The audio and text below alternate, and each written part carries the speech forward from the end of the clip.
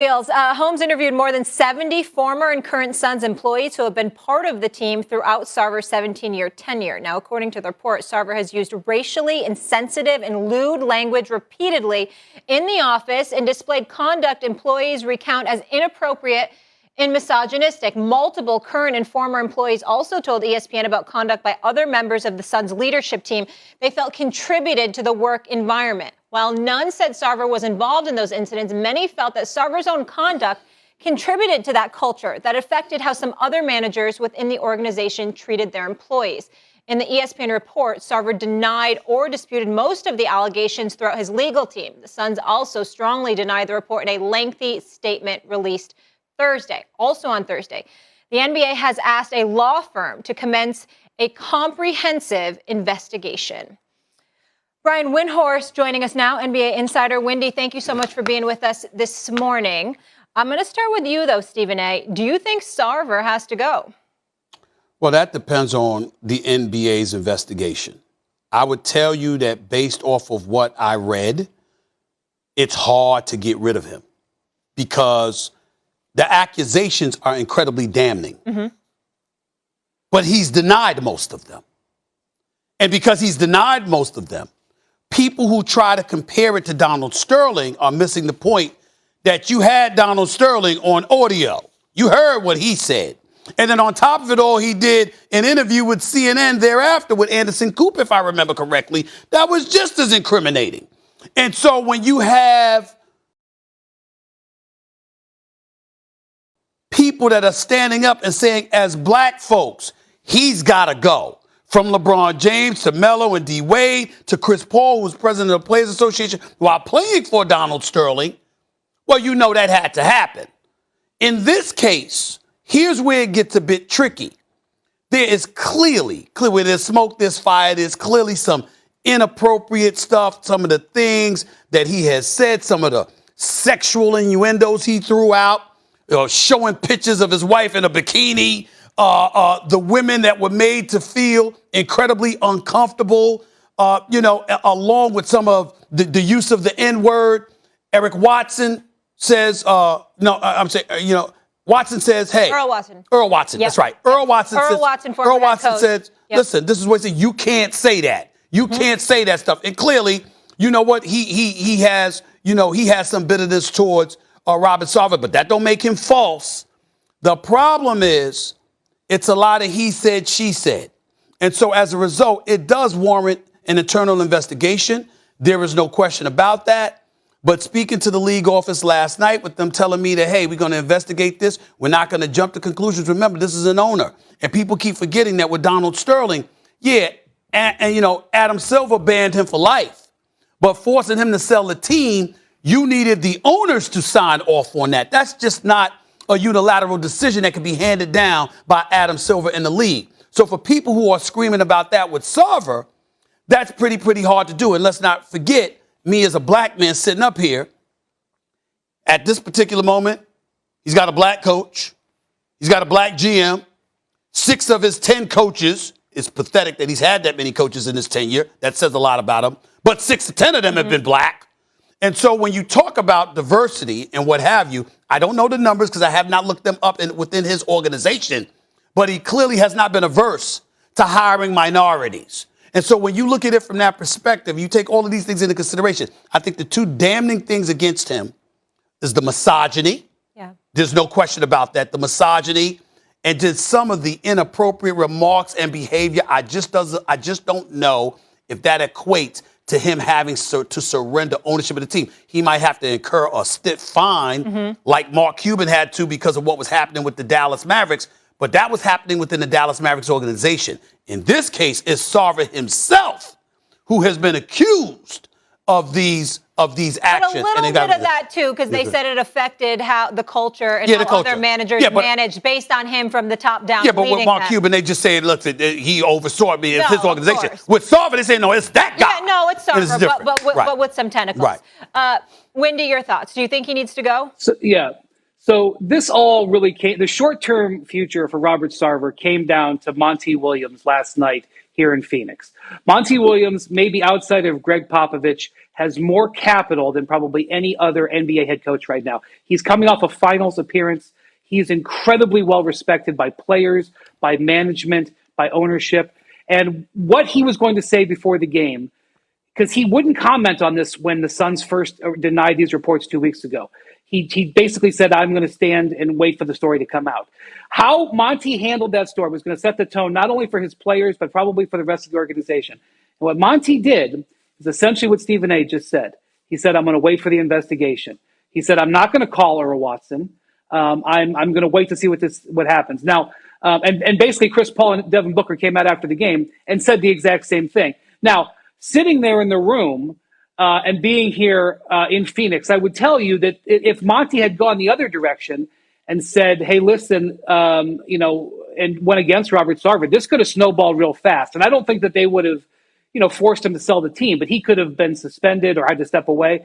Monty saying, let the investigation play out, turned the temperature down on this whole situation. Now, I was kind of interested in the fact that he didn't say, listen, regardless of he said, there's no place for this word in the NBA. There's no place in this word from ownership to players. And if that is true, there's no place for anybody in the league who says that. I wish Devin Booker or Chris Paul would have said something like, I feel so bad that there are people in our organization who obviously spoke to ESPN who felt like they weren't comfortable working for this team either in the past or even today. But they basically just punted onto the investigation. Excuse me 1 second, because I heard you on the Overnight Sports Center, and I heard you said that he punted, but I don't feel like that's totally true.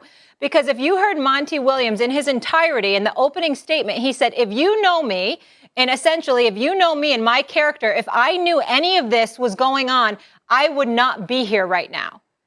So he did condemn the behavior. Monty Williams did with his opening statement. Kind of. In my opinion, he did. Okay. I think all of them, and by the way, the tone got set from the Players Association. In the afternoon, the Players Association said, we're going to wait for the investigation. Once I saw that, I knew what was going to happen here. I knew they were all in alignment. And I think one of the things that was an issue here is that, as Stephen A. said, in the past, the standard, whether it was Donald Sterling or Bruce Levinson, who owned the Atlanta Hawks and sent an insensitive email that contributed to him selling the team, to John Gruden, the expectation today is if it's not, on video or undocumented, that we have to step back. And that's just the reality. The other thing is, 2 weeks ago, the Suns knew this was coming, and I've been with them on and off for 2 weeks, home and road. They have been under stress, expecting the worst, preparing for a Sterling tape situation. And when that didn't happen, it sort of caused them to say, let's just wait. And that is a responsible thing to say. But I do think that they punted, Molly, because I think that they had an opportunity to set the tone to say this is not acceptable, and we'll see what's true. I know and instead Stephen A. they said, we'll hear from the NBA. I'm going to say a couple of things that might ruffle a few people's feathers, but I really don't care. You know me. Let me be very clear about where I stand as it pertains to some of the things that Sarver has been accused of. Clearly, particularly in this day and age, you should know better than spewing the N-word. We all understand that. I personally am far more concerned with the misogyny that they said he was exhibiting. And you got women that were talking about wanting to commit suicide working for this organization. That affected their mental health. Their mental health was severely compromised. To me, even though I don't condone nor approve of any white person using the word, when you come into a locker room and you say, why is it that this player could say the word, but I can't say it? To me, is stupid and as egregious and as irresponsible as that is, that pales in comparison to forcing people want to commit suicide. So that's number one. Number two, this is what we also have to take into consideration. James Jones, the GM, came out and said, I've never seen this behavior. Monty Williams said, if you know me, I wouldn't be here. I've never seen this behavior. Chris Paul has given no indication, nor Devin Booker, that they've seen that behavior.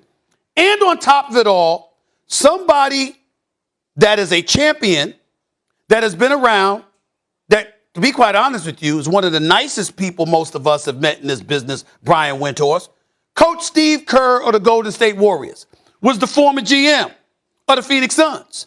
He said he was shocked to hear this because in his years of being with the organization, he never saw anything like that. I don't know about anybody else, but Steve Kerr's words matter to me. And so when I look at it from that perspective, and then I couple that with the absence of video or audio showing and displaying this kind of behavior, is an investigation warranted? Absolutely. Does some kind of reprimand needs to come down? Absolutely. Does he need to fall back and somebody else needs to be at least the face of this organization in a public stratosphere so you don't have to, you could deal with him in another way? Sure. But when people talk about confiscation of ownership of a franchise where other owners who are not black outside of Michael Jordan in the NBA, by the way, okay, these other owners are supposed to vote him out and not want him to be a part of their ownership clique, the board of governors, and all of that other stuff. I hate to say it to people, but you need more evidence than that to do something like that. You can't be conjecture hearsay. Yeah. Mm-hmm. What you're saying is essentially what Monty Williams and Chris Paul and Devin Booker said. You're right alongside them. What I will say is this, something that I was surprised about. I asked Monty Williams, I said, when you took this job 3 years ago, you had other options. The Los Angeles Lakers were sitting there saying, come here with LeBron James, and he took the Suns job. And I said, how much did ownership influence your decision? Because ownership in a lot of cases is one of the most important things in the NBA. And he said it influenced it a lot. That his, not only did he stand back from, condemning and basically said with Robert Sarver, he said that he came to Phoenix in part because of Robert Sarver, and that his relationship with him and the way he's worked with him these last 2+ seasons has been why they've been successful here.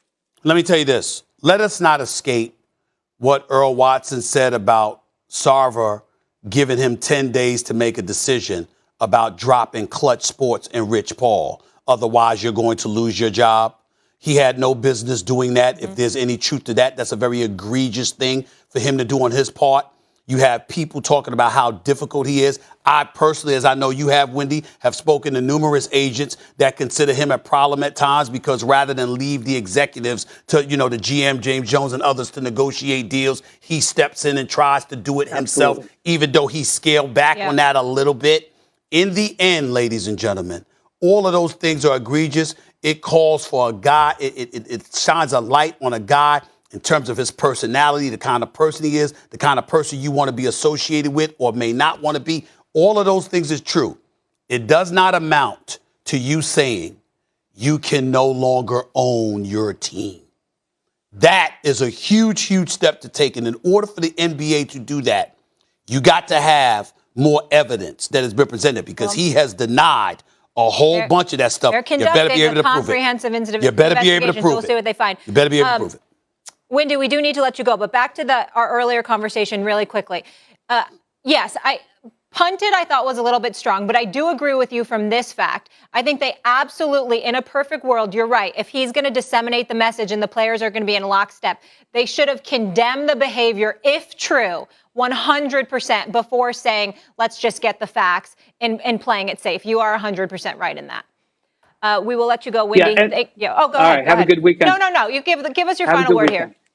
Okay. I would just say that it's a tough situation because Earl Watson is a guy who Devin Booker really likes and admires. And he was put in a tough position here to choose between something he doesn't know and a man that he really respects. And I could sense his difficulty in handling this. And that is one of the reasons why I think those guys didn't go that route, because they felt like they were in a box and they were like, look, we're just going to try to play basketball. And the other thing, too, is that some of the racial connotations that exist in the article, you are talking about two black guys, a head coach and a general manager in Monty Williams and James Jones, with a new guy in Chris Paul, who, not new, but he's been around for a long time and just gets a $120 million deal. They've basically been handed the franchise, and you don't see that happen too often in the NBA. So when people are talking about this racial stuff, they're like, damn, if they didn't see it, it's pretty hard to come out and say, oh, this is unacceptable, and just like really give the impression that you're bringing the hammer down on somebody who's giving them opportunity.